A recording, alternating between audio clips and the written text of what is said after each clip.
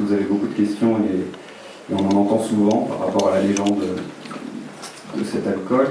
Et on va aussi réciter, enfin on va plutôt présenter un spectacle sur Rimbaud qui va retracer un petit peu son œuvre de 1870 à 1875 et faire une petite présentation du poète aussi. Et peut-être puis-je commencer par l'absinthe? Oui, ok. Et on va réciter après, on va peut-être faire une interruption. Donc l'absinthe a été inventée en 1797 par une herboriste qui s'appelait la mère Henriot, et c'était à la base une boisson médicinale.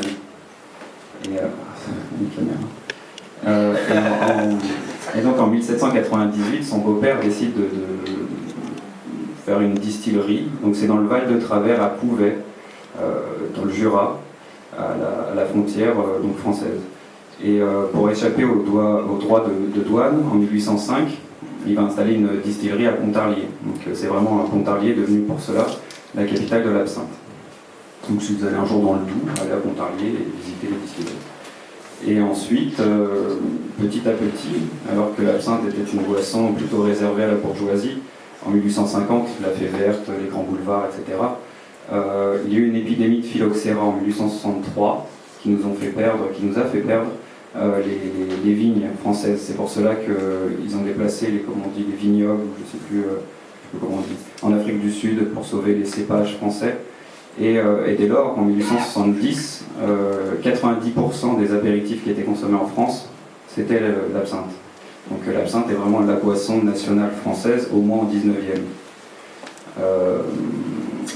Elle a été rendue populaire en 1830 lorsque l'on a colonisé l'Algérie. Et les soldats, pour soigner la dysenterie et la malaria, ajoutaient un volume d'eau à l'absinthe. Et c'est un peu comme ça que l'absinthe est devenue aussi populaire. Que puis-je dire d'autre? Donc en 1880, si je pourrais dire ça, en 1880, il y avait 700 000 litres d'absinthe qui étaient fabriqués à Pontarlier. Donc il y avait 25 distilleries dans la seule ville de Pontarlier, alors que c'est une toute petite ville. Et il y avait 8000 personnes qui étaient employées dans ces distilleries. Et donc en 1880, on est passé à 36 millions de litres, donc c'était énorme. Donc vraiment tout le monde se murgeait à l'absinthe. Je me permets une petite blague. Et donc voilà. Et en 1905, il y a eu la première manifestation de l'anti-alcoolisme. Donc il y avait des gens qui défilaient comme ça dans les rues de Paris.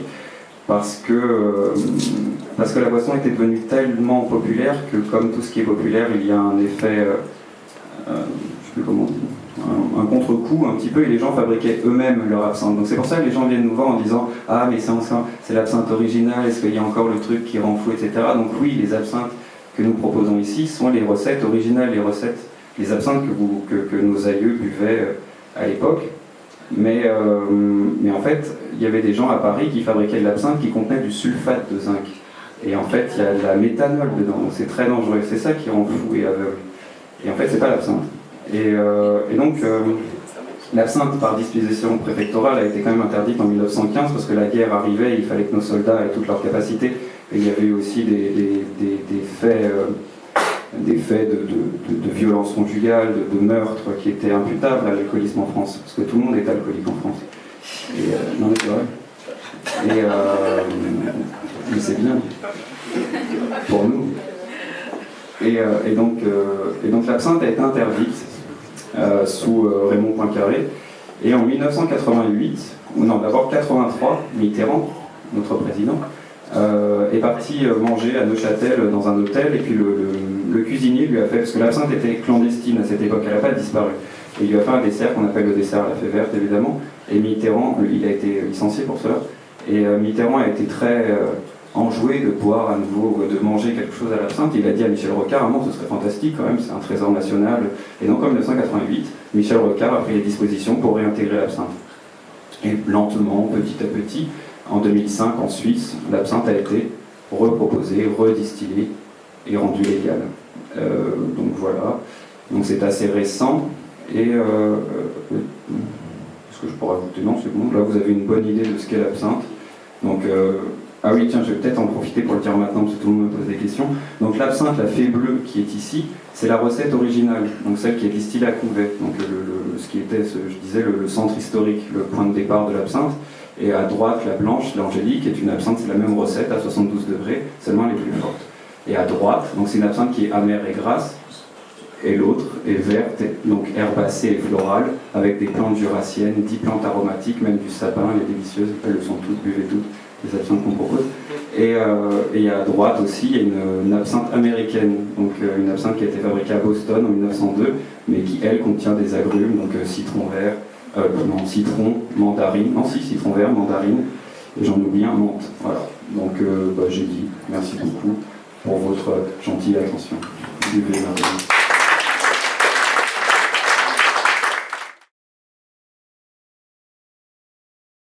Le soleil est cher.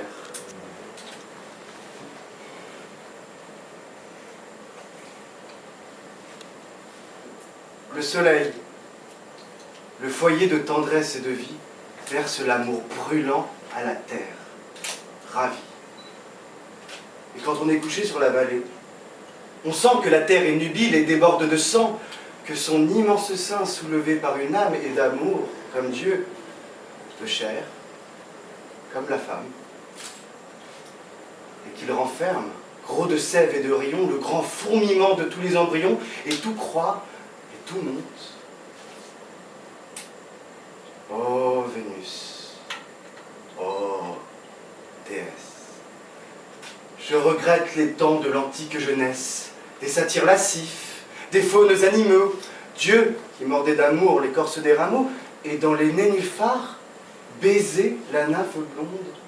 Je regrette les temps où la sève du monde, l'eau du fleuve, le sang vert, le sang rose des arbres verts, dans les veines de Pan mettait un univers où le sol palpitait vert sous ses pieds de chèvre, où baisant mollement le clair syrinx, sa lèvre modulée sous le ciel, le grand hymne d'amour, où debout sur la plaine, il entendait autour répondre à son appel la nature vivante, où les arbres muets, berçant l'oiseau qui chante, la terre, berçant l'homme, et tout l'océan bleu, tous les animaux aimés en Dieu.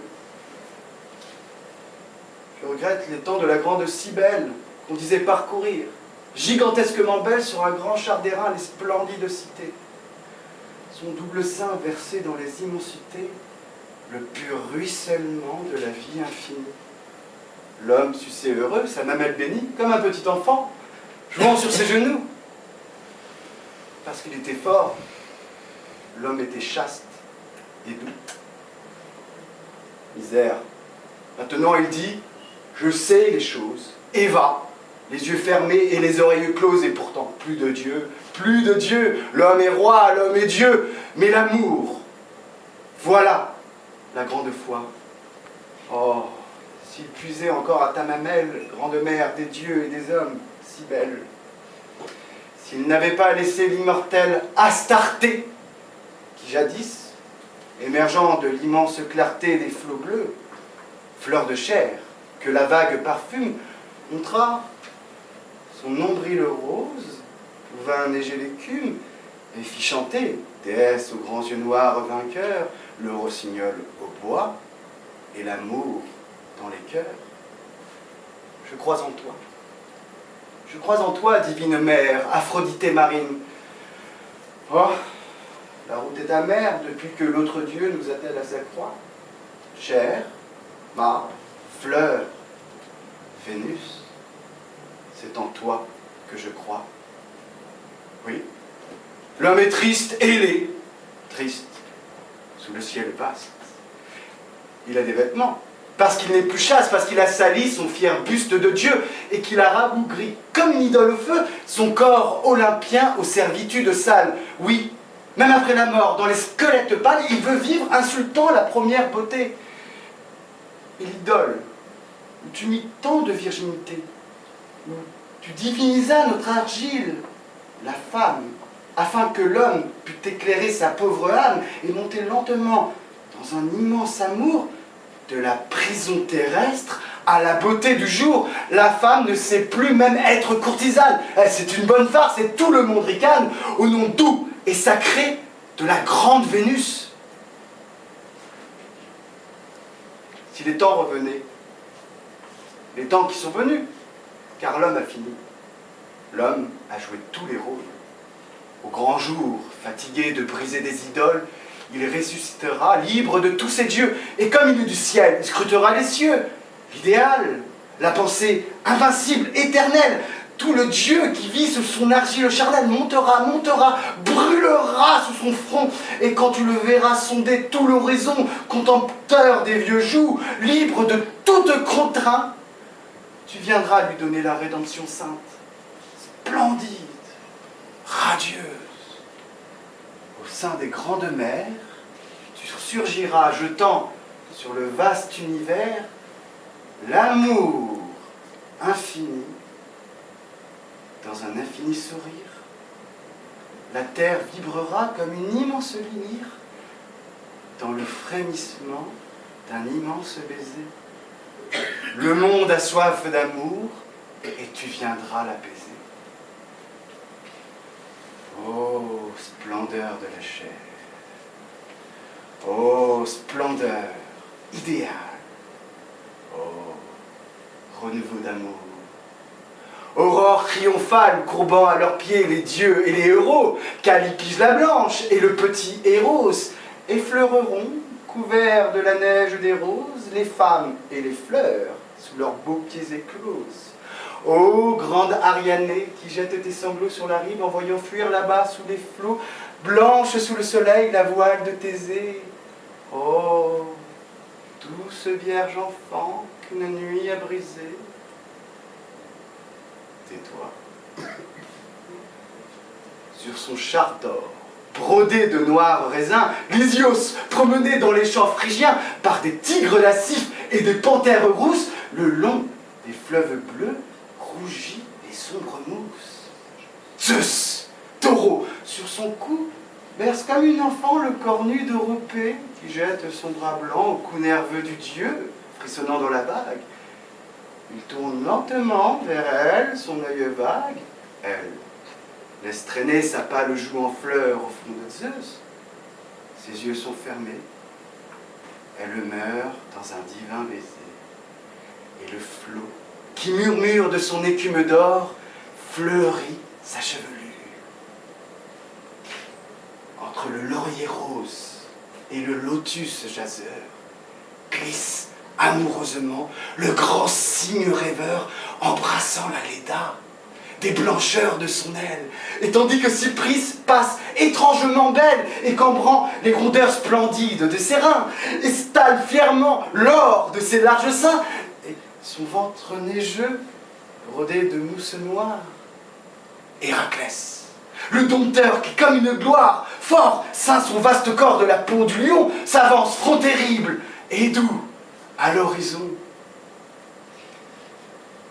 par la lune d'été, vaguement éclairée, debout, nu et rêvant dans la pâleur dorée que tache le flot lourd de ses longs cheveux bleus, dans la clairière sombre où la mousse s'étoile, la dryade regarde au ciel, silencieux.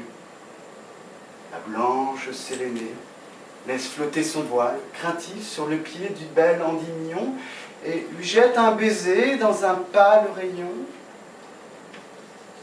La source pleure au loin dans une longue extase. C'est la nymphe qui rêve un coude sur son vase au beau jeune homme blanc que son onde a pressé.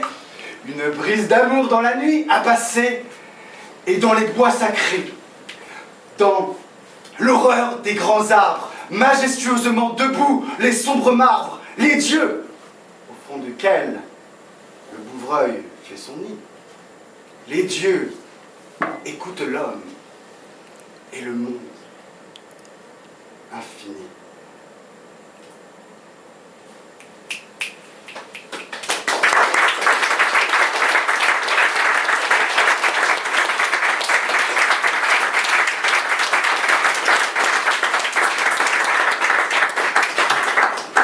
Avant de faire une petite pause, moi je vous dis un poème de Petrus Borel en vous présentant l'absinthe. Petrus Borel qui n'a aucun lien avec Rimbaud, il est quand même un grand poète du XIXe siècle, même si là je suis poète, je suis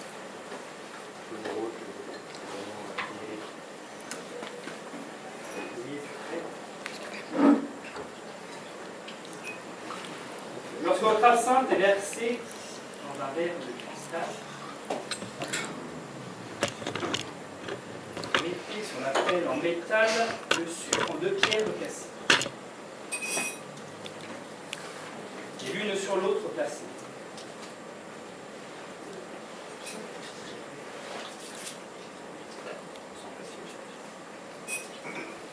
Puis faites couler savamment l'eau claire en petites cascades. Regardez bien, voici comment. Et pour qu'elle ne soit pas fade, versez surtout très doucement. L'absinthe devenant pâle, elle prendra sa divine odeur et vous verrez dans la blancheur de cette subtile liqueur de beaux reflets d'ambre et d'opale. Vous aurez de cette façon une absinthe bonne et bien faite. Profitez donc de ma leçon, si cela vous monte à la tête, vous calmerez votre âme en fête en nous chantant une chanson.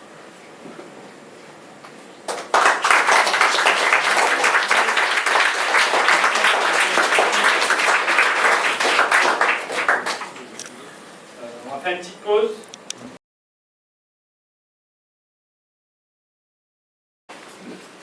Rimbaud a dit à propos des œuvres funambulesques, dans la lettre qu'il a adressée à Banville, qu'il avait lu d'un trait et que c'était pour lui un monument. Il a vraiment, je cite, votre recueil est un monument, il dit à Banville. Donc ça montre quand même à quel point ce recueil est exceptionnel. Donc, le saut du tremplin est écrit en 50, ça a été en 57, mais je crois qu'il a écrit en 47 ou 49.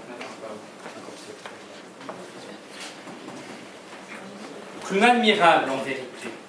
Je crois que la postérité, dont sans cesse l'horizon bouge, le reverra s'appeler au flanc. Il était barbouillé de blanc, de jaune, de vert et de rouge. Même jusqu'à Madagascar, son nom était parvenu, car c'était son nom de tous les principes qu'après les cercles de papier, sans jamais les estropier et traverser le rond des pipes. Il s'élevait à des hauteurs telles que les autres sauteurs se consumaient en lutte vaine. Il le trouvait décourageant et murmurait « Quel vif argent ce démon a-t-il dans les veines ?» Tout le peuple criait « Bravo !» Mais lui, par un effort nouveau, semblait roidir sa jambe nue, et sans que l'on sût avec qui, s'était ému de la Saki par les bases en langue inconnue. C'était avec son Serge Tremplin, il lui disait « Théâtre, plein d'inspiration fantastique. Tremplin qui tressaille des mois quand je prends un élan. Fais-moi bondir plus haut aux planches élastiques. Frêle machine au rein puissant, fais-moi bondir, moi qui me sens plus agile que les panthères, si haut que je ne puisse voir avec leur cruel habit noir ses épiciers et ses notaires. Par quelques prodiges pompeux, fais-moi monter, si tu le peux, jusqu'à ces sommets où, sans règle, en brûlant les cheveux vermeils des planètes et des soleils, se croisent la foudre et les aigles. Plus haut encore, jusqu'au ciel pur, jusqu'à ce lapis dont l'azur couvre notre prison mouvante, jusqu'à ces rouges orients où marchent nos dieux flamboyants, fous de colère et d'épouvante. Plus loin, plus haut, je vois encore des boursiers à lunettes d'or, des critiques, des demoiselles, des réalistes en feu. Plus haut, plus loin, des ailes, du bleu, de l'air, du bleu, des ailes, des ailes, des ailes. Enfin, de son vil échafaud, le clown sauta si haut, qu'il creva le plafond de toile au son du corps et du tambour. Et, le cœur dévoré d'amour, alla rouler dans les étoiles. Bravo.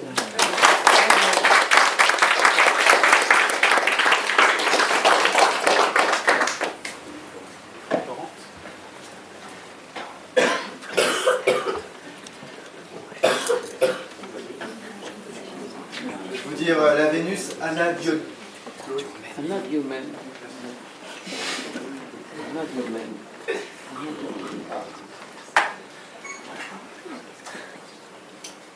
Comme d'un cercueil vert, en fer blanc, une tête de femme, à cheveux bruns, fortement pommadée, d'une vieille baignoire émerge, lente et bête, avec des déficits assez mal rabaudés.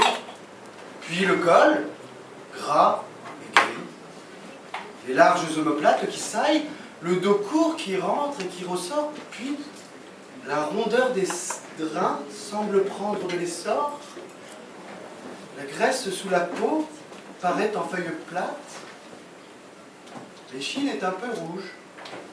Et le tout sent un goût horrible, étrangement On remarque surtout des singularités qu'il faut voir à la loupe. Les reins portent 2 mots gravés. Clara, Vénus. Tout ce corps qui tend et remue sa large croupe, belle hideusement d'un ulcère à l'anus.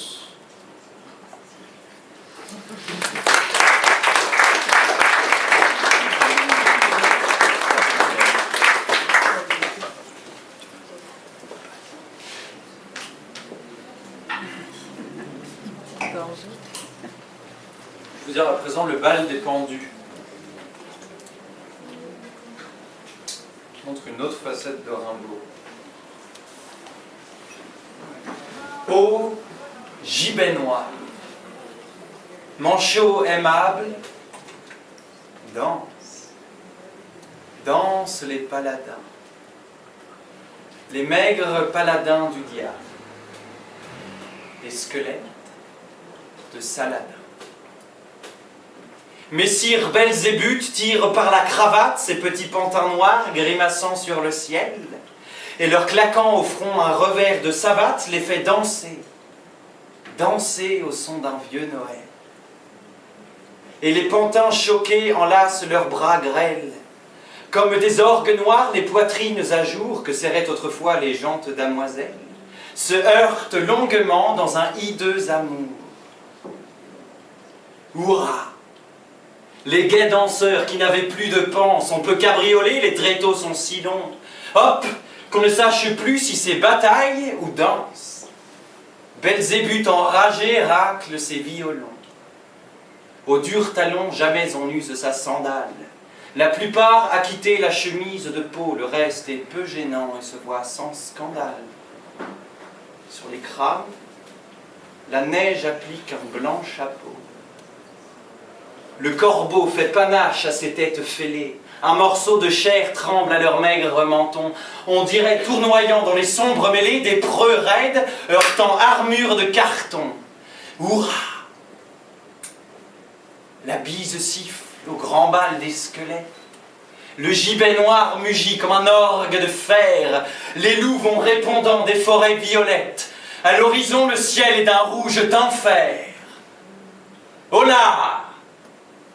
Secouez-moi ces capitans funèbres qui défilent sournois de leurs gros doigts cassés des chapelets d'amour sur leurs pâles vertèbres. Ce n'est pas un moustier ici, les trépassés. Hop! Voilà qu'au milieu de la danse macabre bondit dans le ciel rouge un grand squelette fou, emporté par l'élan comme un cheval se cabre, et se sentant encore la corde raide au cou, crispe ses petits doigts sur son fémur qui craque, avec des cris pareils à des ricanements, et comme un baladin rentre dans la baraque, rebondit dans le bal, au chant des ossements. Ô gibet noir, manchot aimable, danse, danse les paladins, les maigres paladins du diable, les squelettes de Saladin.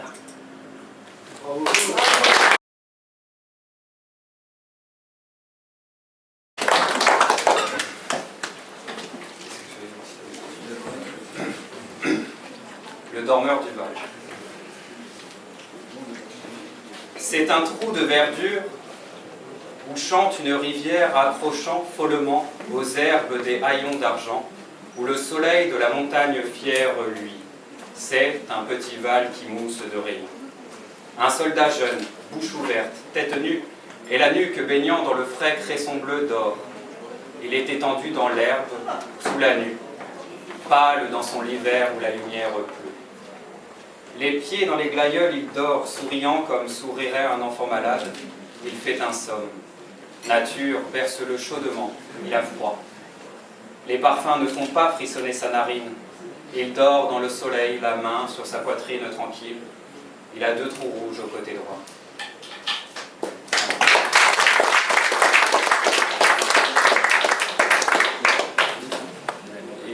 Ah oui, cabaret vert. Et oui, et dans cette fugue, comme ça, Rimbaud compose une série de sonnets, en fait ce sont ceux-là qu'on est en train de réciter, Et donc il y a un poème qui s'appelle Au cabaret vert qui narre l'entrée... Arrêtez de jeter des chiffres sur le sol.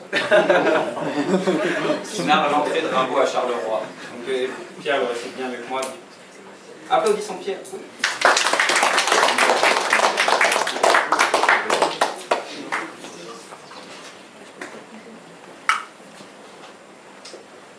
Depuis 8 jours, j'avais déchiré mes bottines aux cailloux des chemins. J'entrais à Charleroi, au cabaret vert. Bien heureux, j'allongeais mes jambes sous la table verte. Je contemplais les sujets très naïfs de la tapisserie et ce fut adorable. Quand la fille au téton énorme, à l'œil vif, celle-là, c'est pas un baiser qui l'ait peur. Rieuse m'apporta des tartines de beurre, du jambon tiède dans un plat colorié, du jambon rose et blanc parfumé d'une gousse d'ail, et m'emplit la chope immense avec sa mousse que dorait un rayon de soleil arriéré. Merci.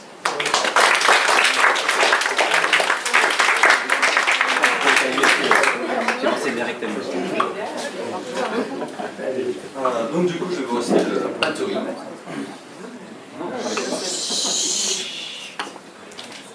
Comme je descendais des fleuves impassibles, je ne me sentis plus guidé par les haleurs.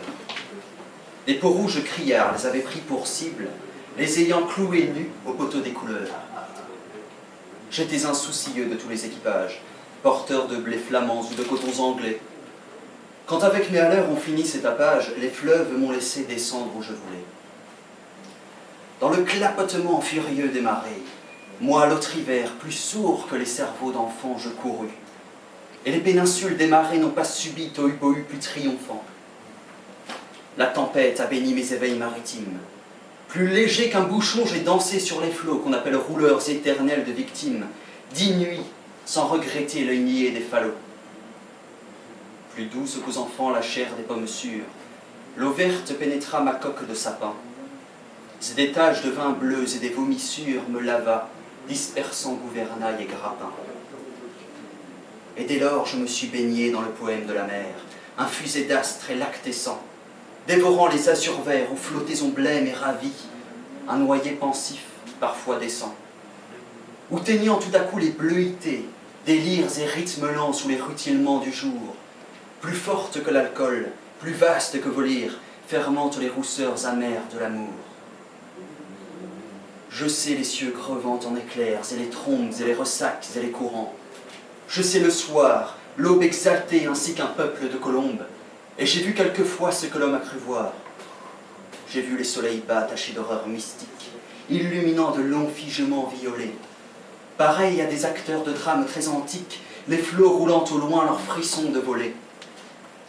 J'ai rêvé la nuit verte aux neiges éblouies, baiser montant aux yeux des mers avec lenteur, la circulation des sèves inouïes et l'éveil jaune et bleu des phosphores chanteurs. J'ai suivi des mois pleins, semblables aux vacheries hystériques, la houle à l'assaut des récifs, sans songer que les pieds lumineux des maris puissent forcer le mufle aux océans poussifs.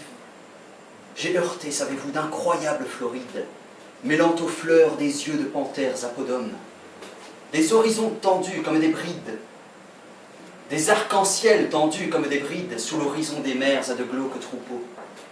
J'ai vu fermenter les marées énormes, nasses, ou pourris dans les joncs tout un léviathan. Des écroulements d'eau au milieu des bonasses et les lointains vers les gouffres cataractants.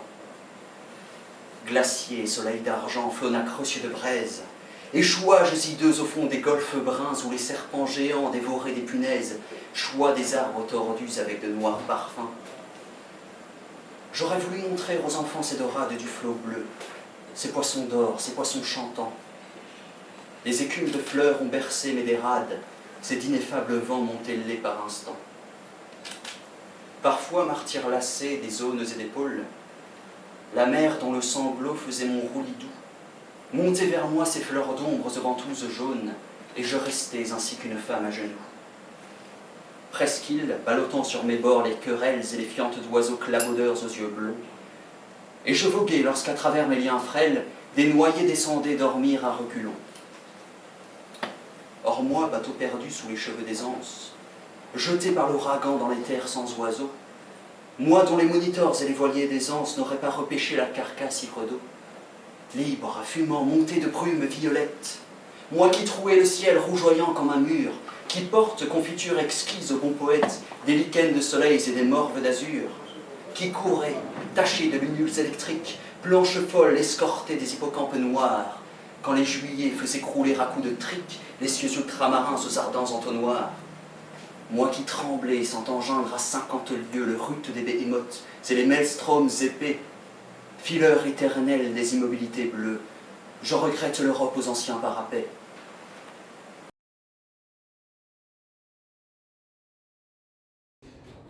Les courses furent intrépides.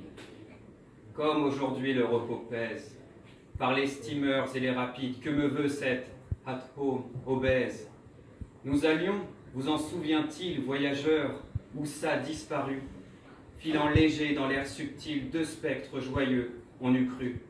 Car les passions satisfaites, insolemment, outre mesure, mettaient dans nos têtes des fêtes, et dans nos sens que tout rassure, tout, la jeunesse, l'amitié, et nos cœurs, ah, que dégager des femmes prises en pitié, et du dernier des préjugés, laissant la crainte de l'orgie et le scrupule au bon ermite, car quand la borne est franchie, Ponsard ne veut plus de limite.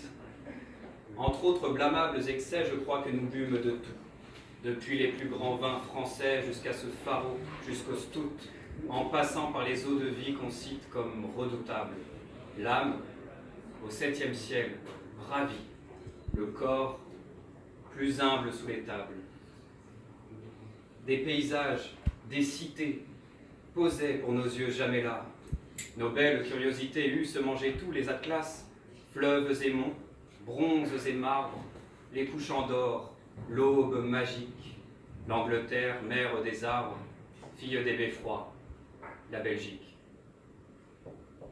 La mer, terrible et douce au point, brochait sur le roman très cher que ne discontinuait point notre âme. Et quid de notre chair?